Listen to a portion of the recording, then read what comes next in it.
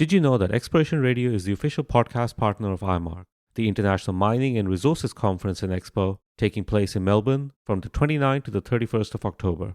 IMARC is Australia's largest mining event and is attended by more than 7,000 people who are all leaders and key players in the global mining industry.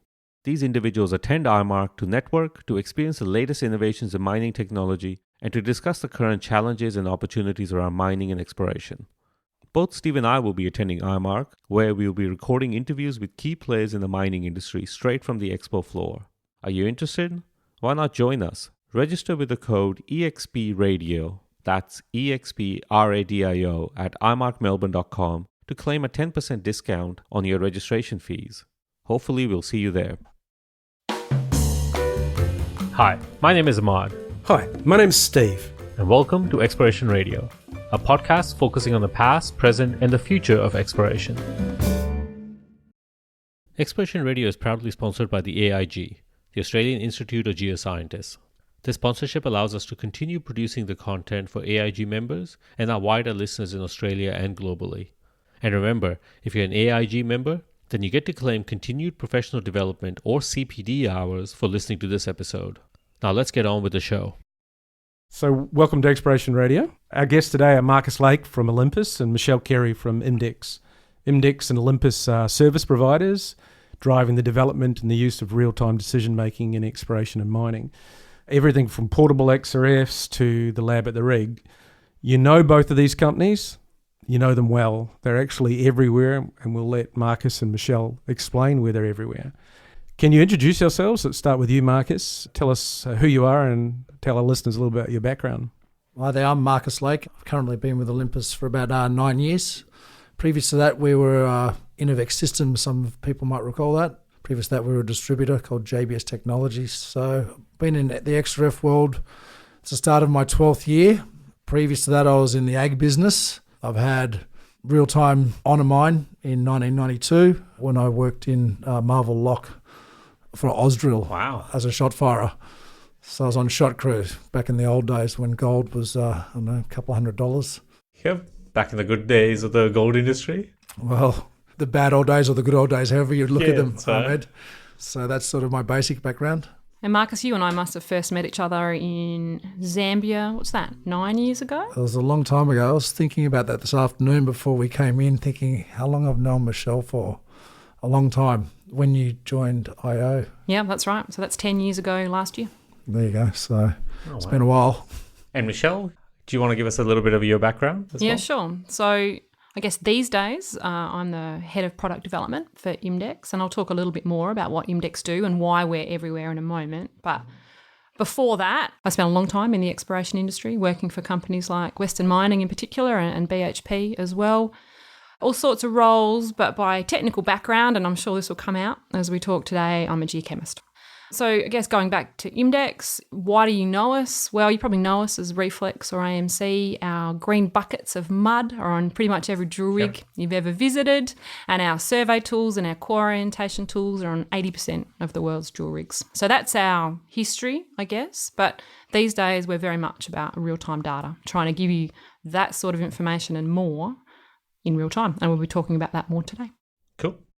So what do Olympus do in terms of their mining or exploration parts of this? So Olympus is a global supplier of within our industry of field portable X-ray fluorescence and X-ray diffraction. We've also got a pretty big non-destructive testing instrumentation division. Apart from that, people know Olympus for their microscopes within mining, but mainly Olympus is a medical company, so our industrial division is quite small.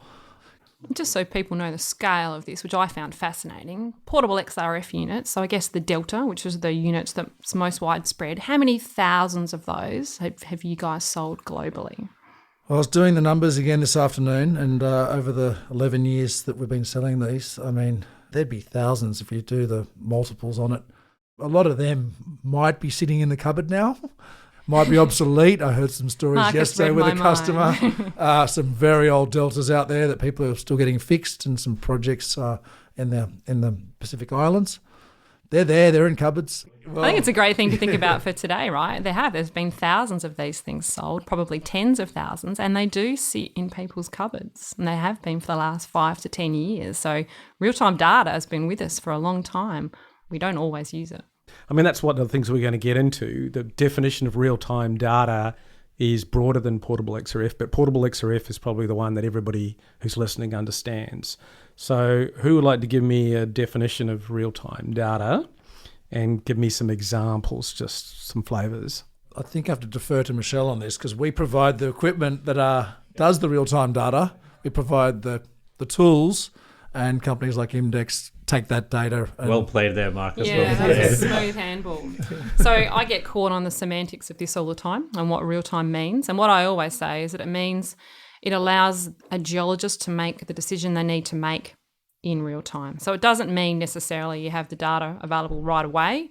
It means if you're calling end of hole, then you have the data ready to make a call end of hole. It means if your survey data means your hole's going off track, you know that in real time, so you can tell a driller to do something about it. So real time for a geologist usually is within half an hour, and a lot of the time it just means within a day, but it means within the time you need to make the choice. So if I read that correctly, you're saying that the right definition or the best used definition would be where we remove the lag effect in decision making. Correct. Would that be right? That's Okay. exactly right. Don't wait for a laboratory for 3 months. Make a choice within a day. That's real time. So real-time decision-making implies that the person on the rig is making the decision. No, it doesn't really. It means that wherever you are, you've got the data available to make the decision. Comms these days means that person might be sitting in an office, but that person needs to have the data. Mm-hmm. That person needs to have quality control in place so they can trust the data, but there's no reason they can't make the decision. So there's obviously a difference between data and interpretation and then insights and things that you get out of it. So when we say real-time data, do we account for the time lag that will be associated with interpretation or subsequent, the actual working with the data that you might have to do? There's a real spectrum in the answer to that, and there's a real spectrum in the way you can deal with it. A lot of the things we try to do is take away all the hard and pointless bits of dealing with that data, so that at a minimum, all you have to do is do the true interpretation. An example would be with structural data. Don't smush data in Excel spreadsheets, but do look at it in a 3D package. Okay. So that's one answer. Another answer is, do we provide analytics rather than data? That's probably a bigger question to investigate. Yeah. Because I think, I guess that's a good way to put it, that we say real-time data, but in some ways we might actually be saying real-time analytics. Sometimes, right? And I think that comes down to what geologists can handle, Can they handle it if you give it a bunch of raw data to them in the field? Do they need you to provide some sort of helping hand where you give them an analytics product? They still make the decision, but they do it off the back of that. Yeah, that's right. Personally, I think there's always been a difference in the person on the rig or in the field that's closest to the machinery. They probably want real-time data, but management or someone that's one order away will probably want analytics. They'll want real-time analytics. Yeah, I'm not sure that it's quite that straightforward. I think about a geologist sitting at the rig. They might still want real-time analytics to help them log. Oh, true. Yeah. Right? Yeah, that's a good but point.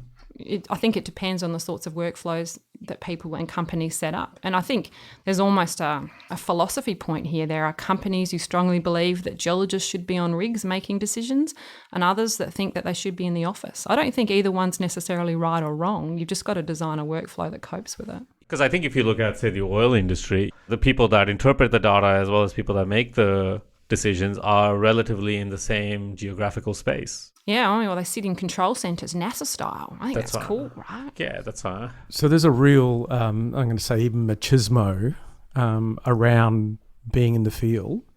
And that's one of the issues that we'll have to get into today, which is a fundamental dogma around whether you should be field-based or in some corporate office.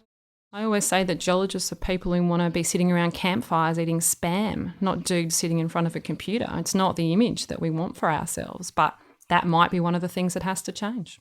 So let's talk about some examples, some successful examples from both of you. So examples where companies have had good practice in portable XRF or good practice in using gamma logging, or you go for it? Just tell me some examples that you know of, that if you can. There was some great stuff done in the early days when I started. These things weren't accepted in gold. I mean, in exploration, they're not very good for gold, but they're very good for pathfinders. There's some great stuff done in West Africa by a company I could mention on lithogeochemistry work, soils work, and looking at pathfinders in gold.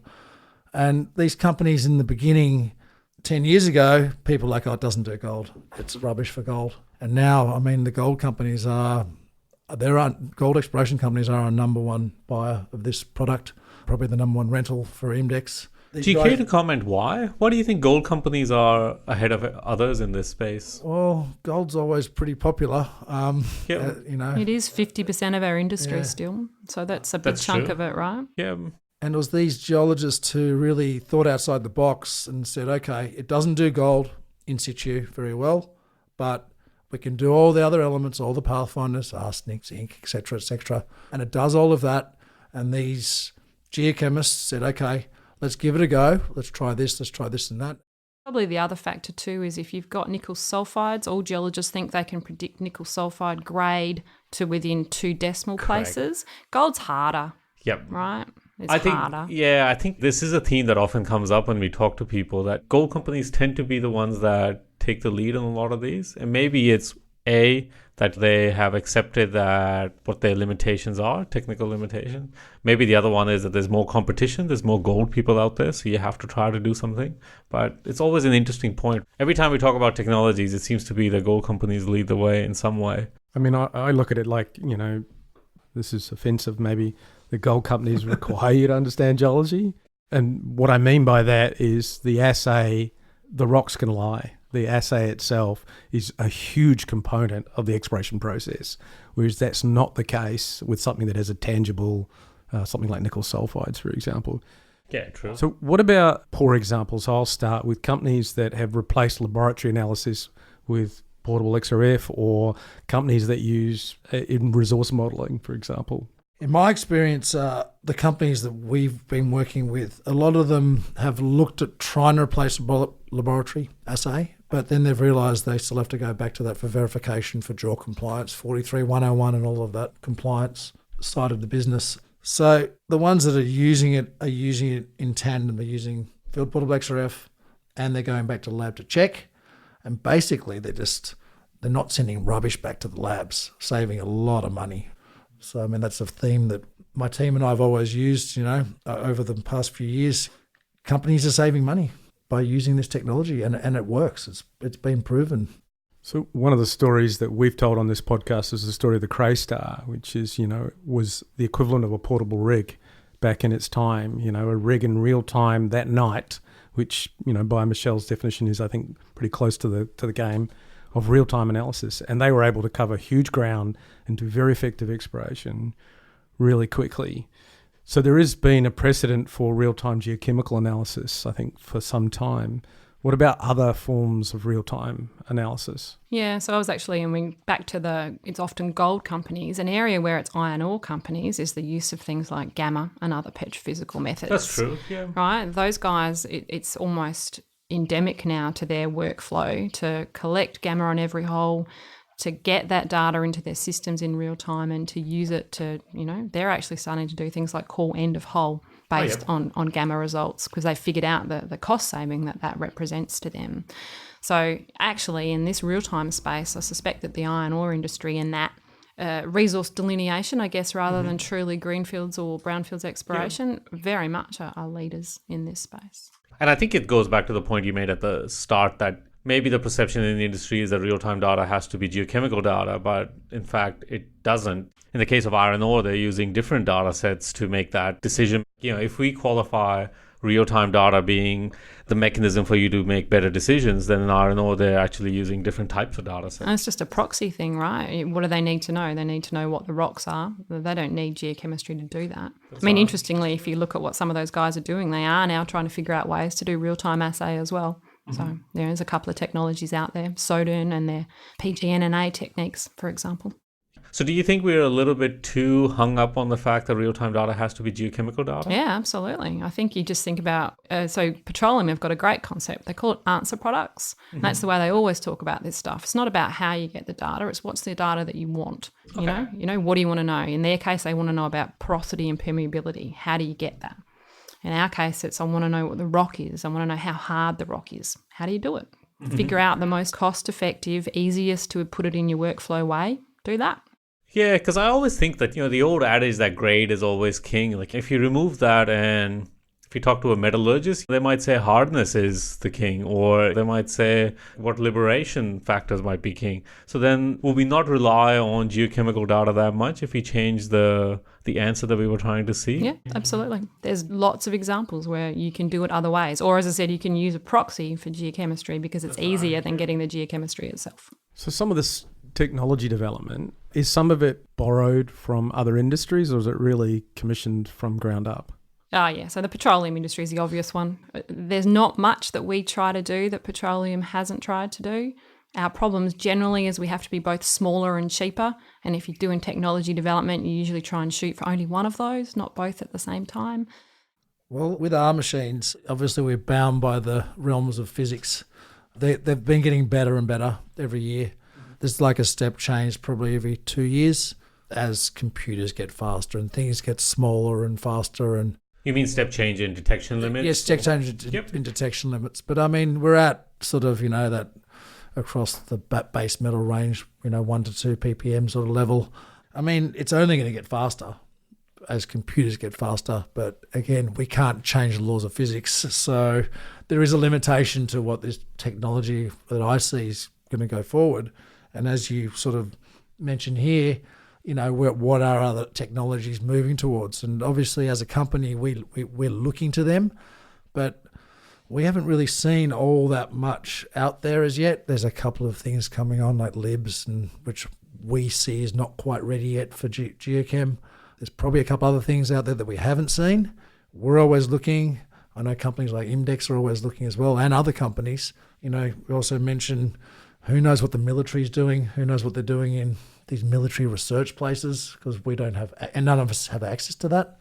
So, don't know what's out there, but we are bound by the Laws of physics. Yeah, the real world. So you guys have your own internal R&D capabilities. Do you deal with open innovation in any way, with other groups that are developing technologies elsewhere in the world? Yeah, so, both of us have been involved in previous CRCs. The DET CRC is something both groups were part of. We're both part of the new Minex CRC. There's a couple of others that we're involved in. We talk a lot about whether we're also part of hackathons and stuff like that. I'm going to be honest, we're very defensive of our IP. It's hard for us to get involved with things like hackathons, but you've got to be open. There's no way you come up with all the good ideas yourself. So do you think in your companies, your business case is a little bit affected by the fact that you are a little bit too protective? It can be that way. We're really lucky. That flippant stat I gave you at the start about we're on 80% of the world's rigs, it means that we're in the reasonably fortunate situation that people will quite often come to us and say, hey, I've got a good idea, but I've figured out I can't get it into the marketplace. Will you help me? I think big companies, that's how they operate. We're fairly similar. I think the way of the future we're probably talking about a little bit further down this discussion is, automation is the way it's going to go. The DET CRC that we worked with Imdex on, I still get always asked at conferences and when I'm out and about, when's it going to be automated? We don't know. Michelle's not allowed to tell us. She might tell us after this when the mics are turned off or later on, because we always get asked that. It's there. We've trialled it together, but it needs to be a product. We both agree that it's not a market yet. It's not big enough yet. But, if you build it, they will come type of thing. It will come, but when, we don't know. It's going to be expensive to bring to market. It's going to be expensive for customers to use initially. People don't want to spend that money. We all know that. People trying to save money everywhere. Yeah. It's going to happen. The only reason I ask that is, I guess, I interpret the way a lot of companies work is that they obviously are product focused, and I understand you obviously have to be financially viable. To make money. Yeah, you have to make a product and you have to sell it. I guess the other way to do it would be that you could move past products where you're trying to make like a cultural change in how people work.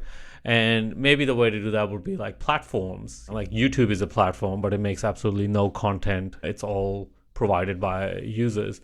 So there could be like, a space in mining where people could make a platform where you allow people to pitch in their IP, call it whatever you want. They kind of make the product, or they put their product in, and then you're just the facilitator of that in some way.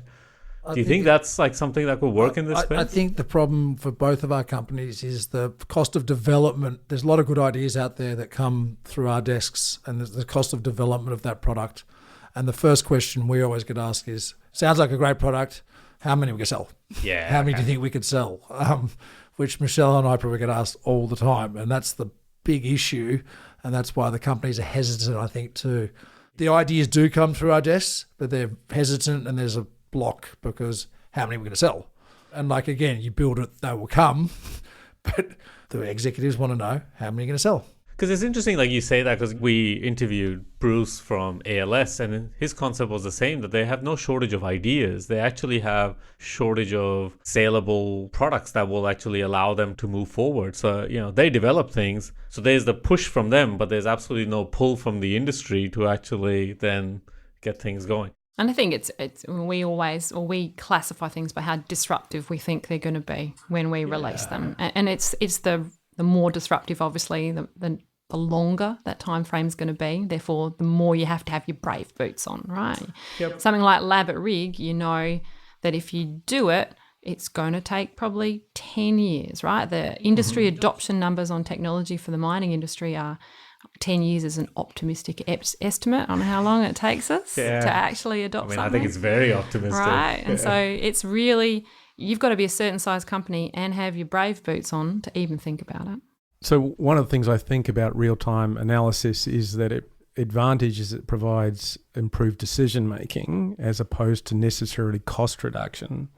And of course, everybody's driven by cost reduction rather than improved decision-making. And real-time definitely is about improved decision-making. So I guess one of the things that concerns me is that we have to change the way the industry views its poor decision-making first.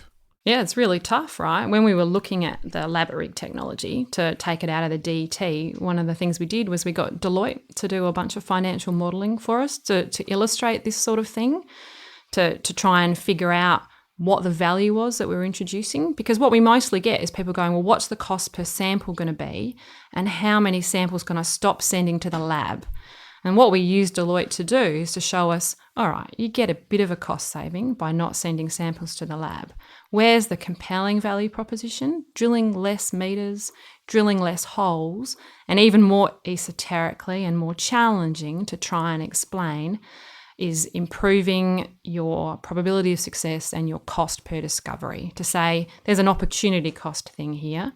If you're not drilling meters on this project because you've realised it's a dud, you can go and drill those same meters on another project which actually is inherently better, or you can churn through projects faster. So a key question I would have is, from my perspective, the industry would counter that by it's not really interested in saving drill holes.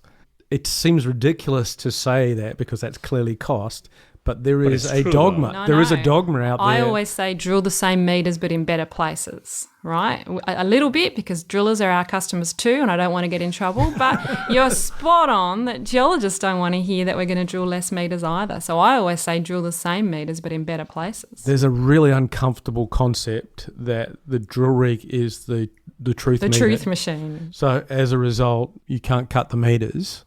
And that's why we have this strange conversation about, wouldn't you want to know more about what comes out in the ground? Whereas I sense that people would rather put that money into drilling another hole rather than doing better than the hole they're already on. But that's okay, right? Isn't that the same thing? Isn't it about finishing, or whilst you're drilling that hole, maybe finishing it earlier, or increasing your understanding about it enough to drill the second hole in a different place? I get that that's a more complex argument, but I think it is about drilling the same number of holes but better.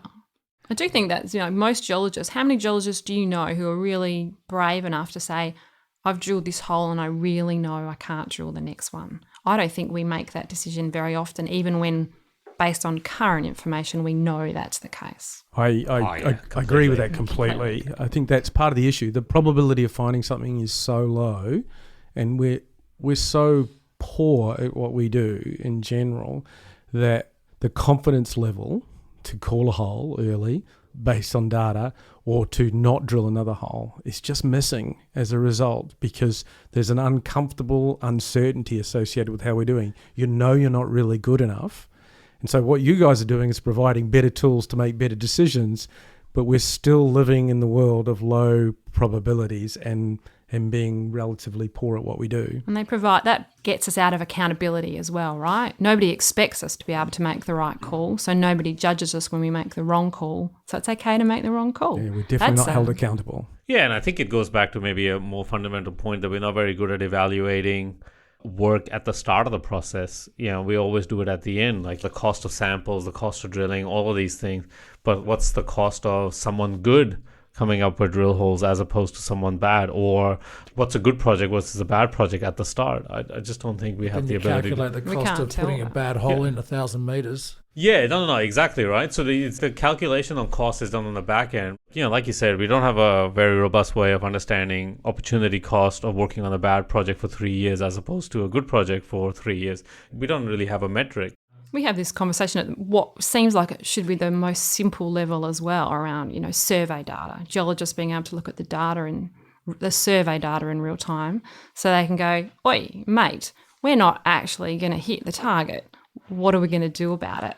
And geologists don't even necessarily have the confidence to have that conversation with the driller, right? It's like, what's going on here? We're not going to hit the target. Let's stop the hole. Let's do something about the hole. So we can't even consistently have that conversation, let alone that much more sophisticated one about the geology we're drilling through. One of the things that is a general societal change is the incoming of more technology and let's call it big data, but a proliferation in data. And the first line of attack is surely more data is beneficial for decision making, but we're all flooded by more data. Or the alternative is actually that we're struggling to filter data. And so between both of you, both companies, and in fact all real-time decision making tools can only improve our capability to make decisions. But our industry may not be ready for this. We're kind of famous for being a bit of a laggard with technology in the first place. And if anything, we're getting worse rather than better. And so we're now to be flooded by just enormous volumes of information. So are we prepared for change? Change is coming no matter what we do, Steve. It's here, it's now. Obviously, people of our three generations have seen that change. Ahmed probably was been part of it, in it, being a touch younger. But even then, I find things somewhat interesting that in architecture, CAD came in like the late 70s. And in mining, WMC still used to have drafts people. Yeah. Still like the late 90s. Totally. Yeah, but the colouring in skills that I had. You can't put a price on that. That's right. But it's the concept that we do adopt technology. It seems to be a lot slower than a lot of other people. In the mining industry, but I've seen that, right? When people didn't like it, labs didn't like portable XRF, and now it's accepted and adopted. It's proven.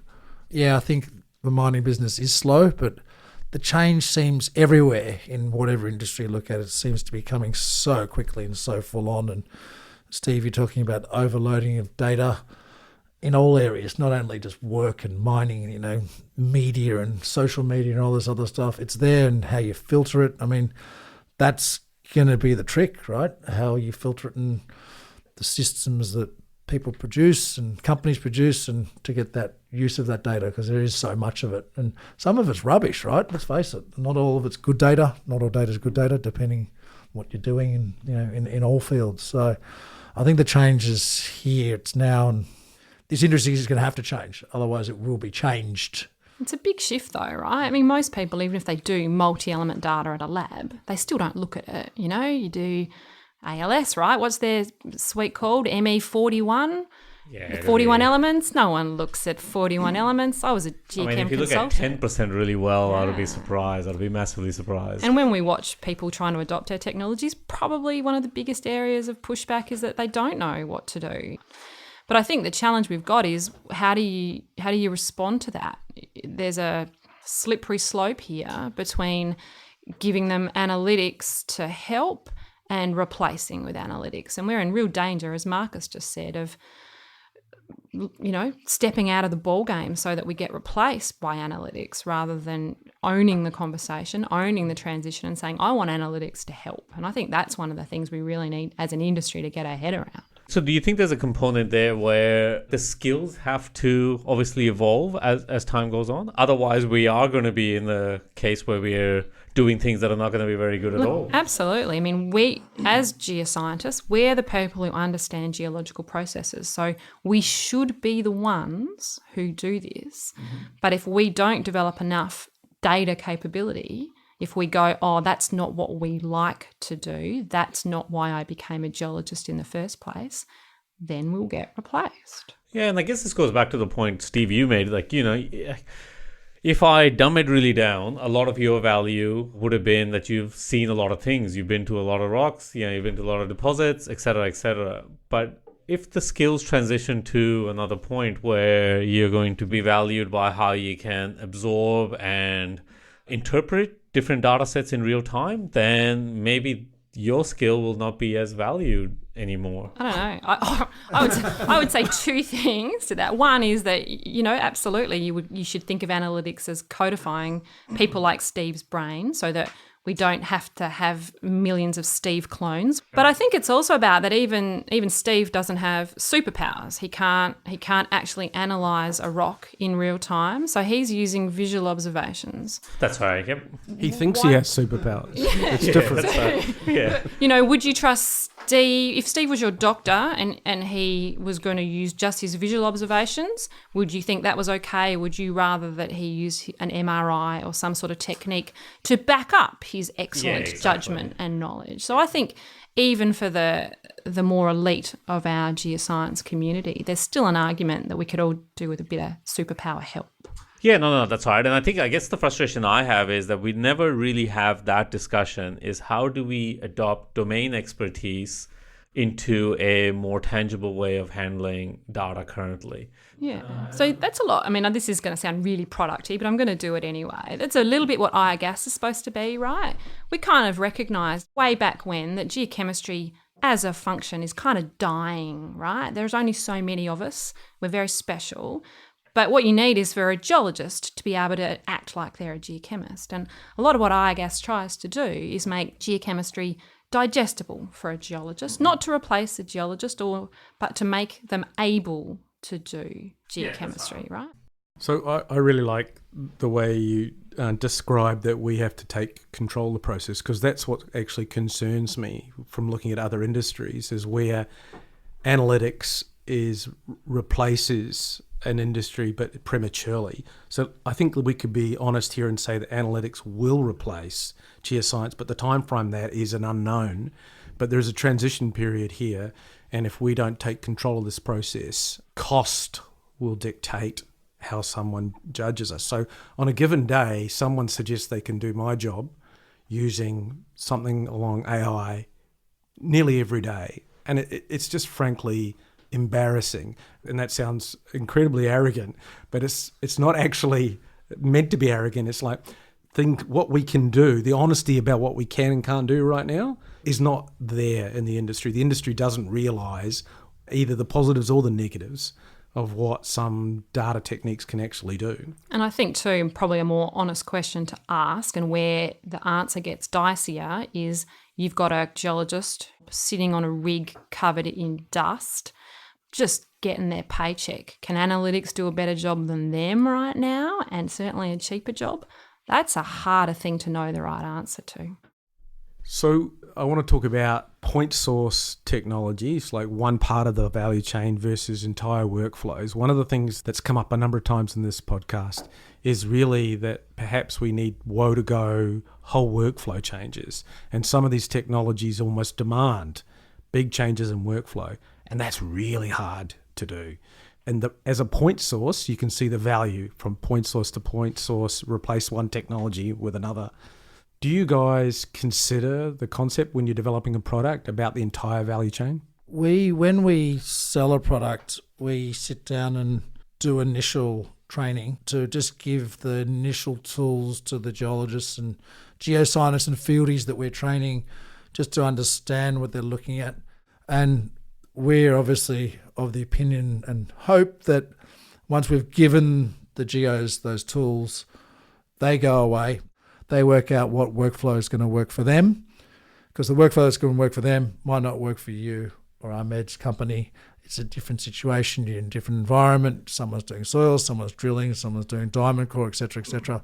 So a good customer for probably both of us is someone we don't hear from. I mean, we only ever hear from someone who's a problem. You're not supposed to admit to that, Marcus. I mean, we love talking to people. We love talking to people, but a good customer, once the penny drops and the tools that we've given them, it's working.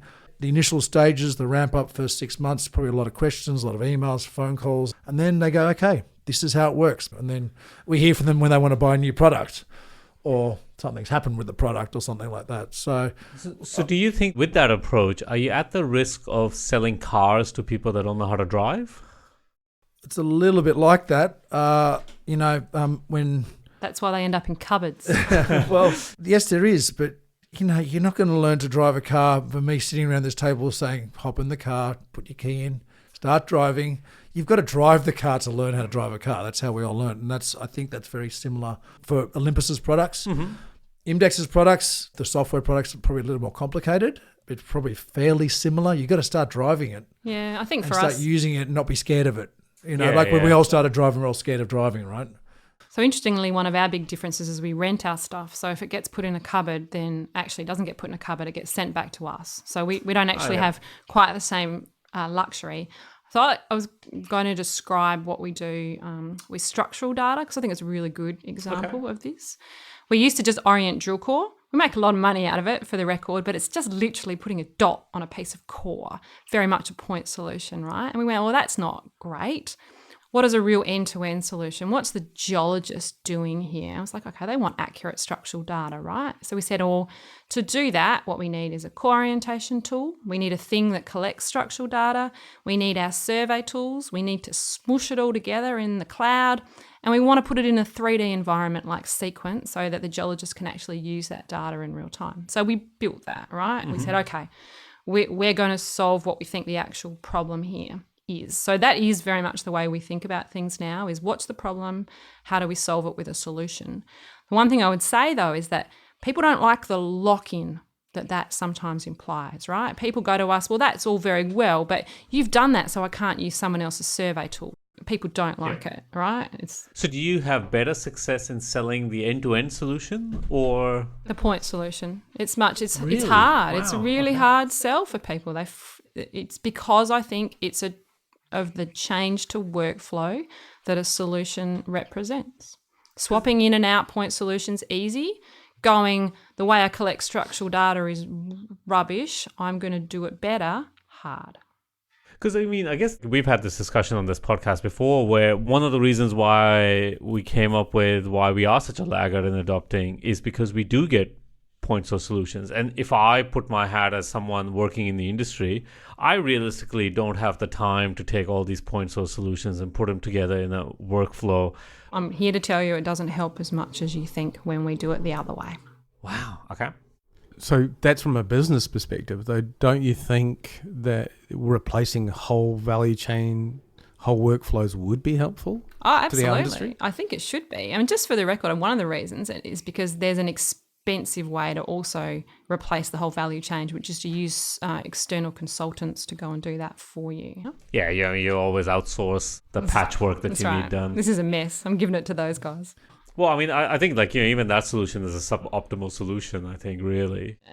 Structural data is a great one to think about. I don't know how many of you have thought about this, but do you know how many people are collecting structural data because JORC says they have to, rather than to really understand their ore body? That makes it really hard. Yeah. And even, I think, Marcus, you made the point earlier that one of the fascinating things that I think about the whole wet chem analysis and portable XRF is that if you remove the requirement of JORC, would you have better adoption of portable XRF results being reported? Do people not wholly use portable XRF because it's a compliance issue, or that they actually do think that it's a much better outcome?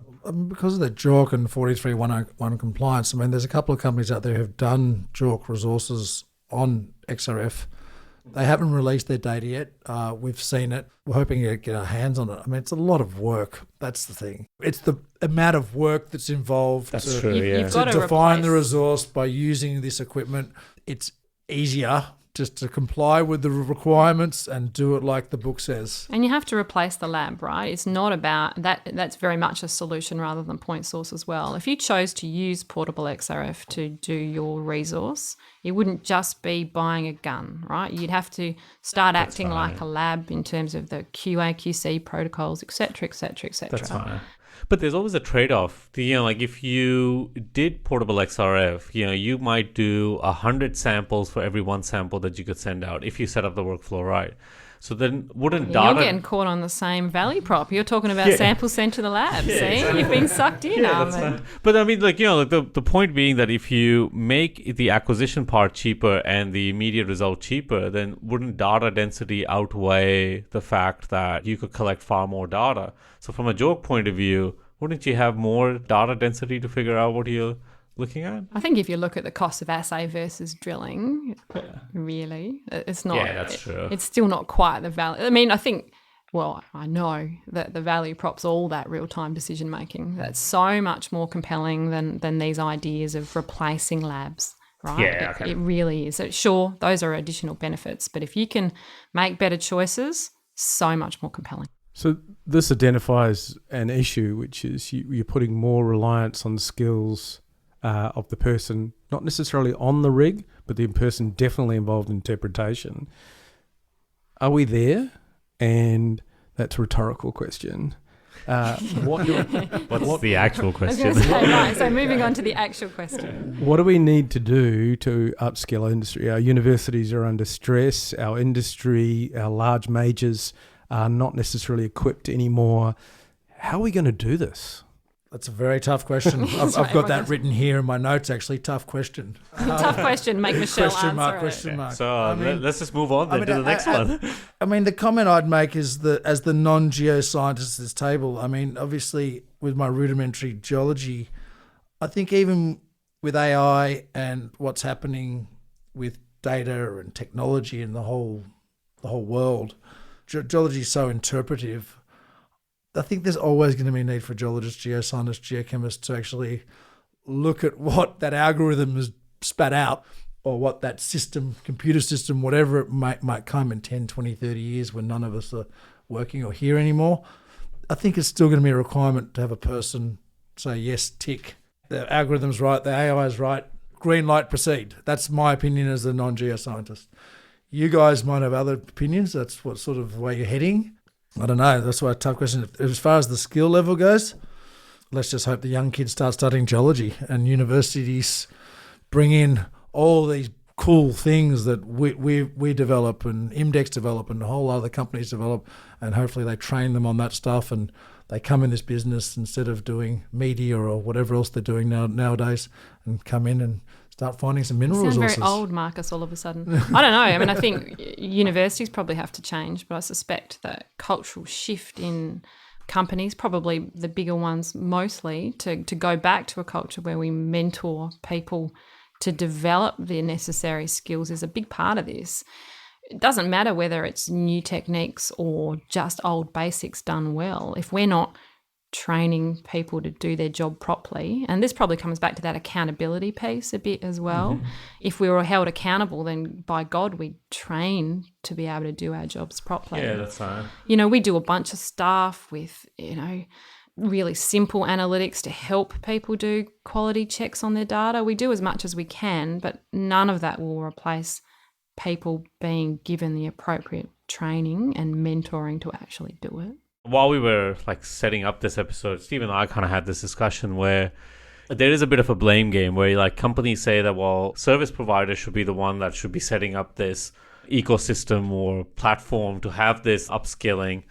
But then, companies don't want to take the onus to do it. And universities, I think, are kind of falling behind in that because the nature of, I think, education is going to change. For the record, we take training pretty seriously and are more than happy to step up and give the industry as much as it wants. But it's got to want it. I think that's why I think it's a cultural piece as much as anything else. You've got to have companies coming to you and saying, I need help. I need to understand how to do this, right? And I'm not sure that bit is missing. No, right? that's right. And no one's coming to us and saying they need help.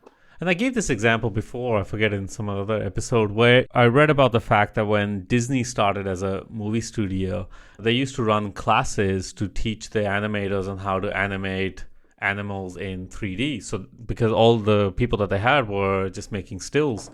So they used to run these full-on classes and used to be called a proper university class.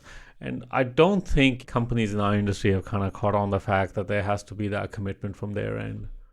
I think the collaborative stuff that we do, there's one coming up in London, Vancouver, IMDEX and Olympus, we've collaborated for a long time together. Who's the other collaborator on that? We do these collaborative sessions and we bring in geoscientists who talk about what they're doing and it develops ideas. Those collaborative sessions definitely help our users for all our products. I guess some more collaboration at the university level, bringing that seminar type of thing into it would probably help these students, and because it is a definite lack of mentorship across a lot of businesses now because everyone's too busy making money, right, instead of mentoring people. And that collaboration has helped our businesses for sure achieve what we've achieved, because we've turned around to our executives and said, look, we like what IMDEX does. They've said they like what we do. Let's join together.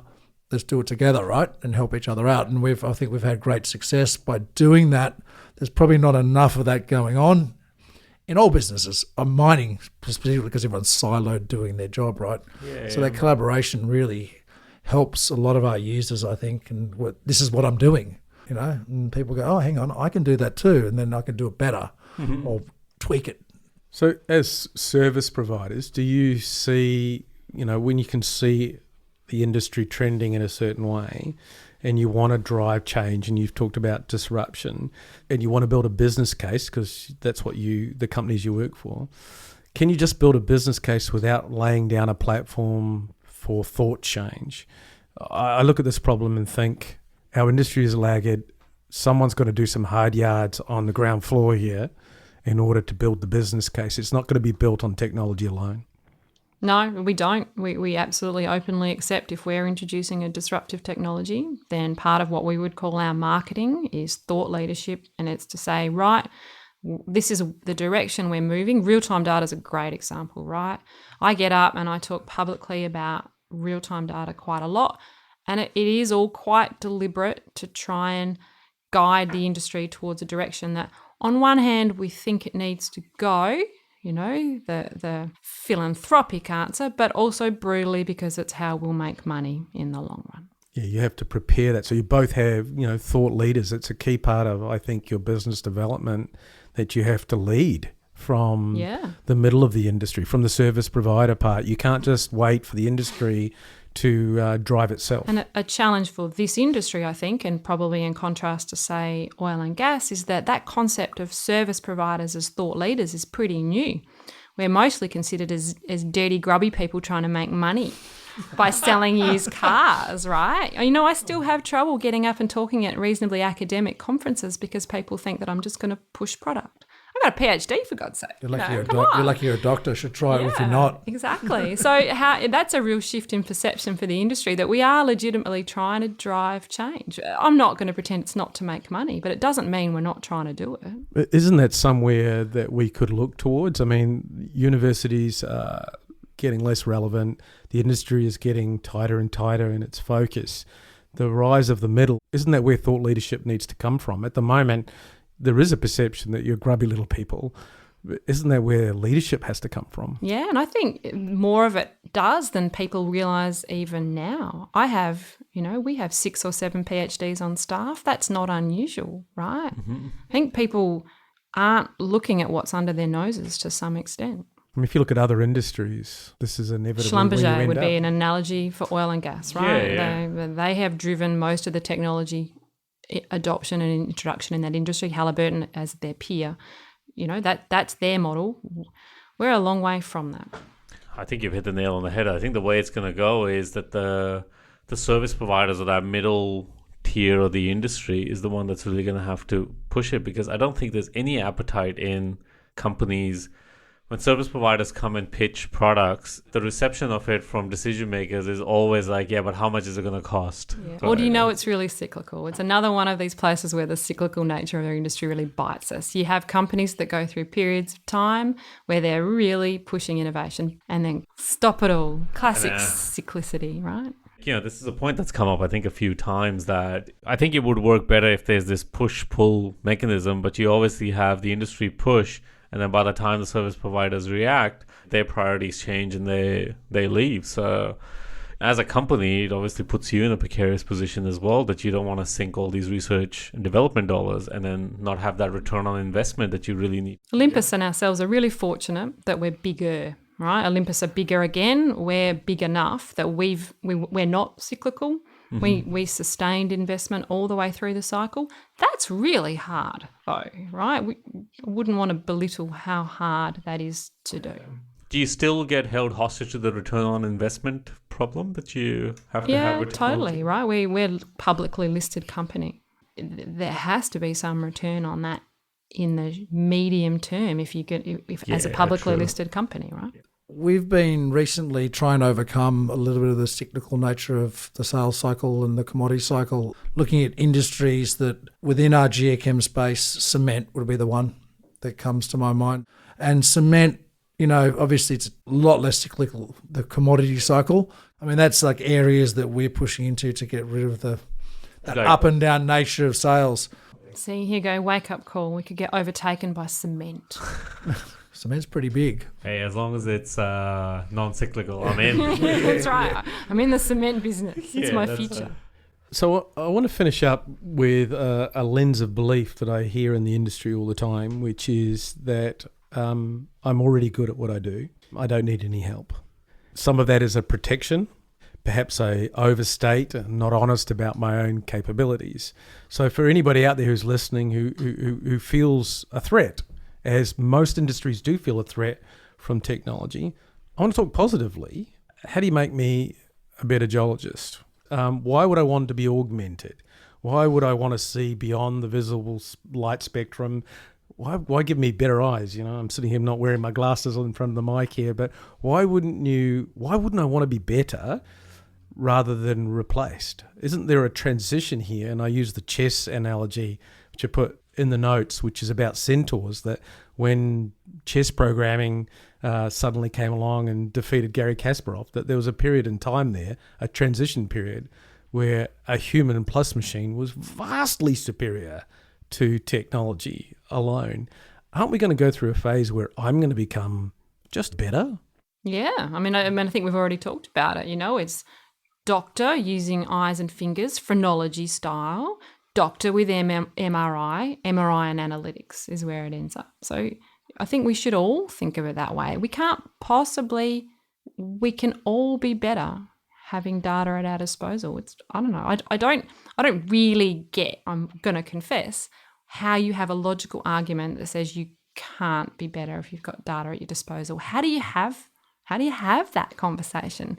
No, I'm definitely better with just the bare minimum that my eyes can give me. Really? And wet chem.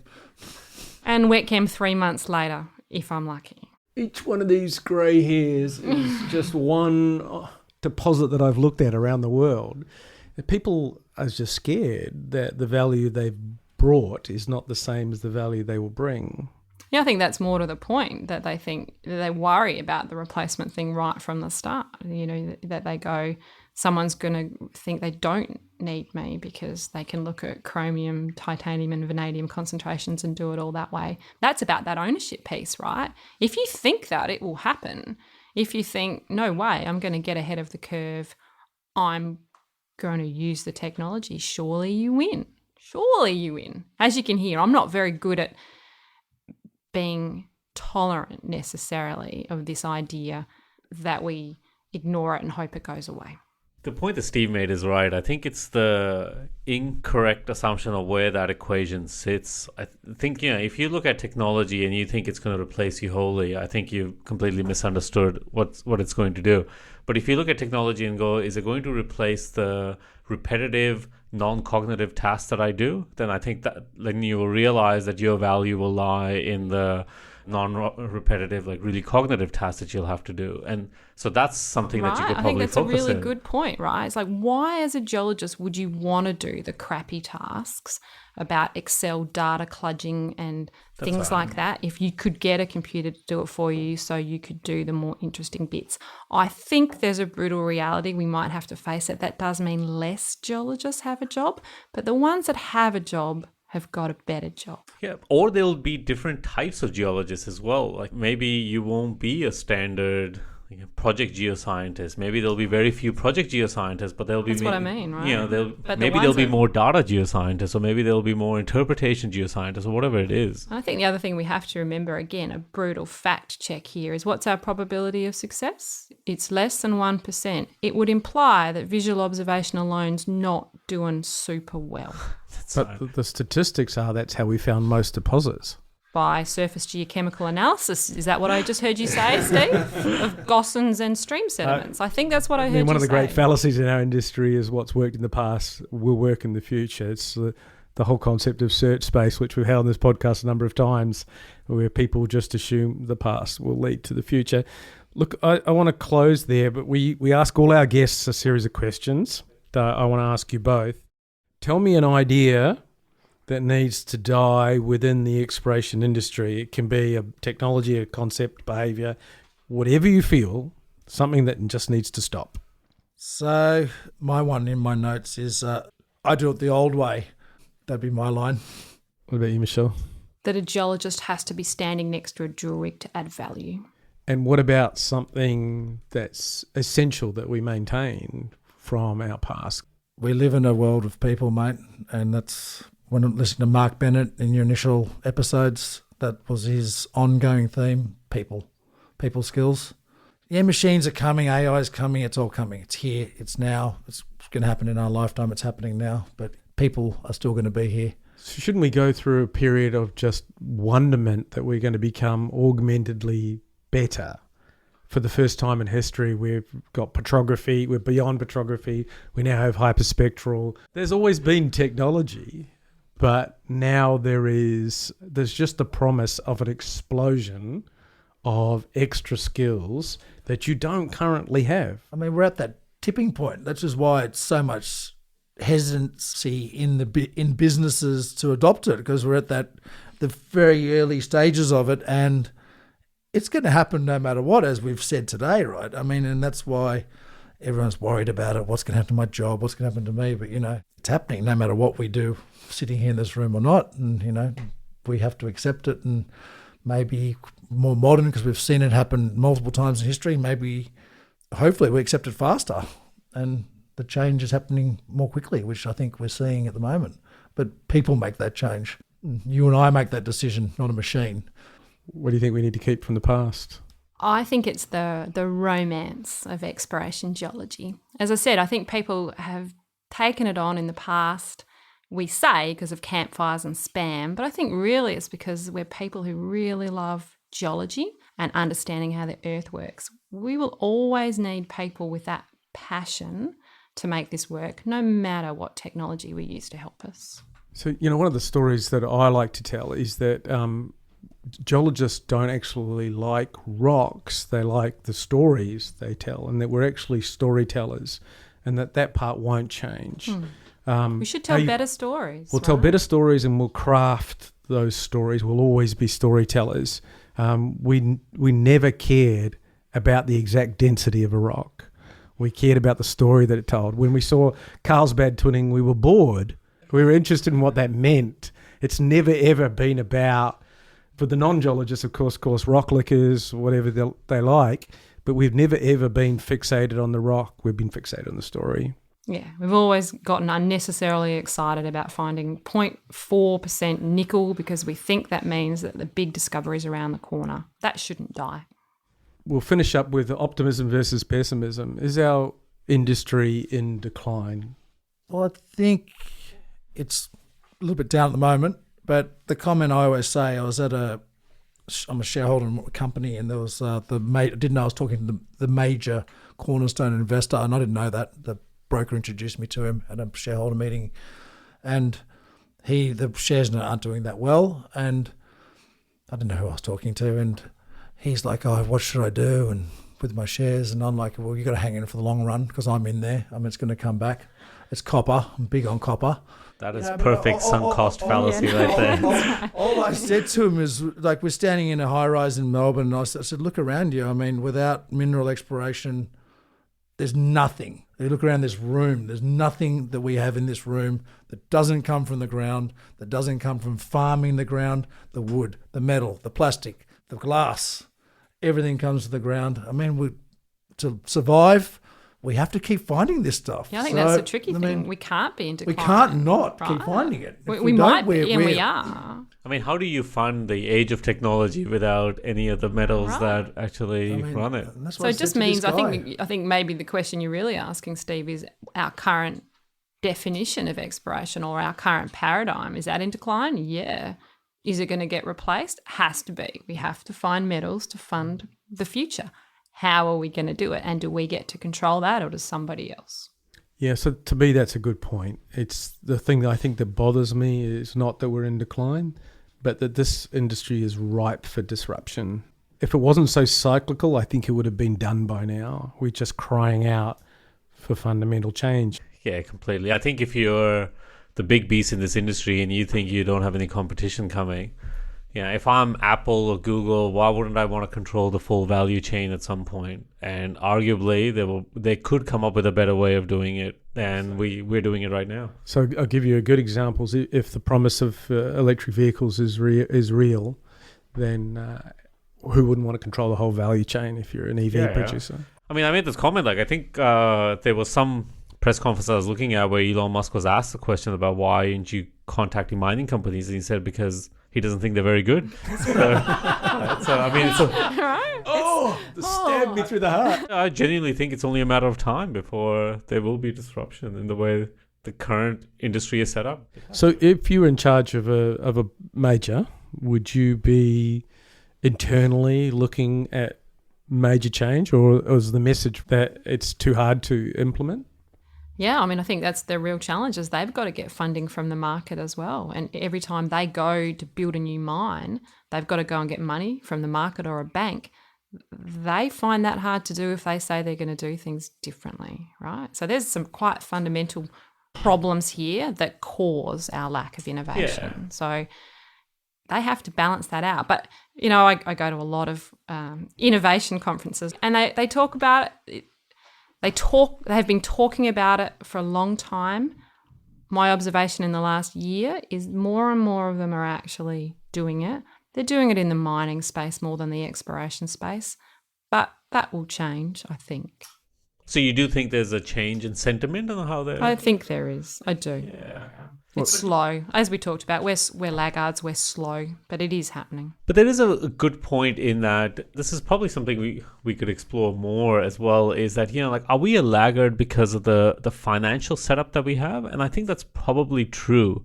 I don't think financiers really want you, they want the line and length, kind of do what's been proven in the past. Yeah, but the stock market wants instant returns on exploration projects. There's a mismatch between the financiers and these investors who want returns 1-2 years, and a project takes 10, 15 years plus if you're onto something good. Well, think about the flip side. What if it only does take 1 to 2 years, but the answer's negative? That degree of churn, we are not structurally set up for as an investment community, right? So these are some of the really big things that affect things like real-time data and real-time decision-making. They're big things. Look, let's wrap it up there. I want to thank Michelle and Marcus for coming on the podcast. Thank you for sharing your time and your insights with us. Thanks, Steve. Ahmed, thank you, guys. No worries. Thanks a lot for coming on. Yeah, thanks both of you. Exploration Radio is brought to you by Steve and Ahmad. Our producer and all-round go-to guy is Dan Hershowitz. This podcast is recorded at the Perth Music House. If you'd like to know more about Exploration Radio, check us out on explorationradio.com. Or you can also find us on Twitter, Facebook, or LinkedIn. And as always, if you like this podcast, please review us on iTunes, Stitcher Radio, or wherever you get your podcasts from. Until next time, let's keep exploring.